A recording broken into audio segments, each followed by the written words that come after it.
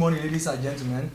Well, we all know that COVID-19 has done serious damage to everyone worldwide. It has spoiled a lot of things. But today, we are going to do justice to COVID-19, the post-COVID-19. What are the challenges ahead? We have our brother here, Mr. or comrade Onoja Abraham. Yes, please. He's going to do justice to the whole thing. What do we even, is COVID-19, is it real, Mr. Onoja? Yes, COVID is real. We need to understand first that it is real. It's in existence. I mean, if you check the statistics worldwide, we're running into millions worldwide that have been affected, and then we have people that have recovered, even though we still have some people who have died as a result of this particular pandemic that is sweeping around the world as we speak. Government across board are trying so hard to curtail the spread, and that is why they keep emphasizing the use of nose mask, washing of hands, basically hygiene, proper hygiene and all of that, just to be able to curtail the spread of this particular virus, because up till date we still do not have a cure for it.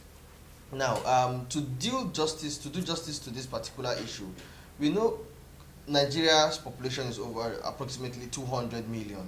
So Nigeria is one of the countries that have been dealt badly by the effect of COVID-19 in the society. We all know how much we depend on oil revenue, which accounts for almost over 87% of our revenue. I mean, that's so high. So we depend on oil, and then we have not properly diversified our economy to be able to withstand an occurrence or an event of this sort in time. This has done so much for us. Like, it has dealt so much on the Nigerian economy badly. If you want me to analyze this issue across board, I will tell you this. Let's look at the transport sector, for instance. Not up till a couple of days ago, before the border was opened for international flights to and fro the country.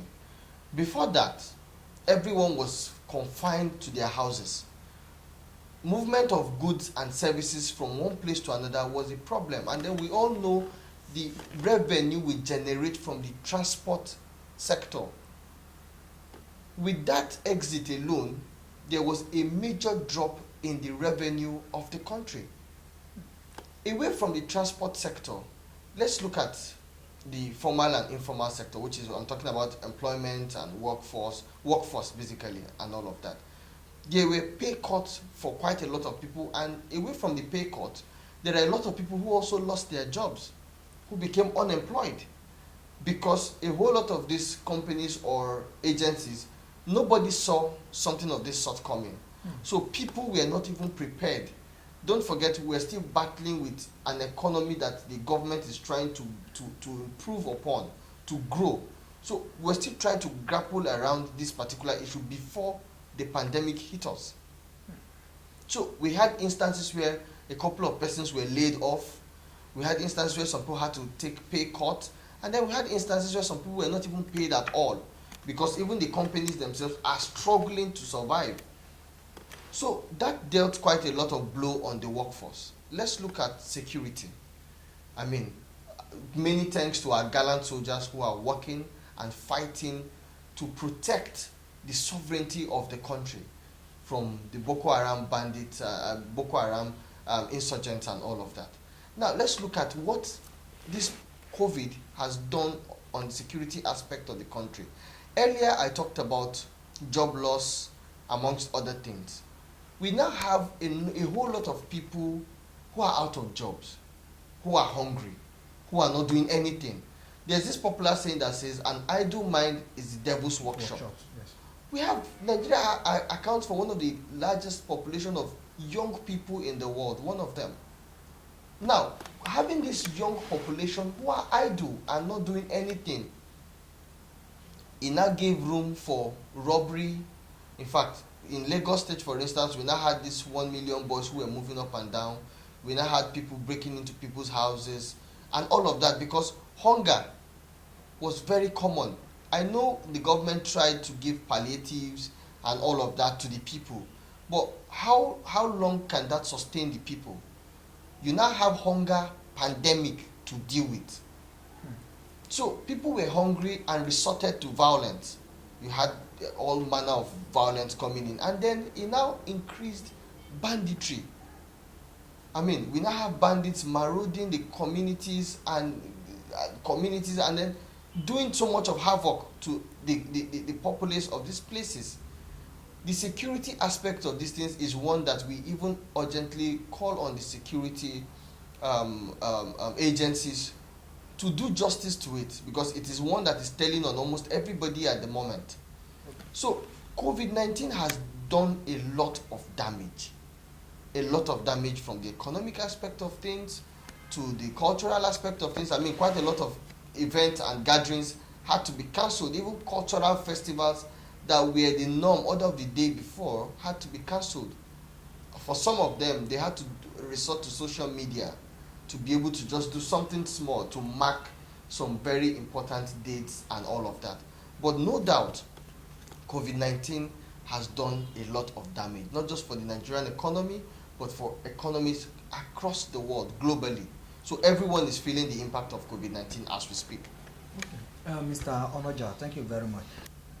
Do you think the government will put down policies that will stop the spreading of this COVID-19 in schools? But in terms of preparedness to school opening, school resumption, I mean, not only Kogi State, but quite a lot of other states are also have announced the resumption of schools and all of that. In curtailing the spread, Yes. I think recently a couple of government officials went around the state to inspect the schools and then check their preparedness, or they test the parameters they have put in place to inspect these things, to be sure they are even ready for these things. And with what I saw, it is still the same thing that's applicable across board. That's not just Kogi State, but across the country. Same hand sanitizing, checking of temperature, and some other things that were put in place. So I feel the same thing that the state government is doing at the moment is something that a couple of other states have also imbibed. So it is now something that have been accepted in unison as the right way to go in school opening. Okay. What are the measures to stop this spread of COVID-19? What steps should we take further? First, I mean, the federal government, the state government, and local government, even agencies and organizations have been trying so hard in terms of sensitization, which is still what we're going to talk about now. In terms of what we need to do to stop the spread, like I mentioned earlier, there is no cure yet.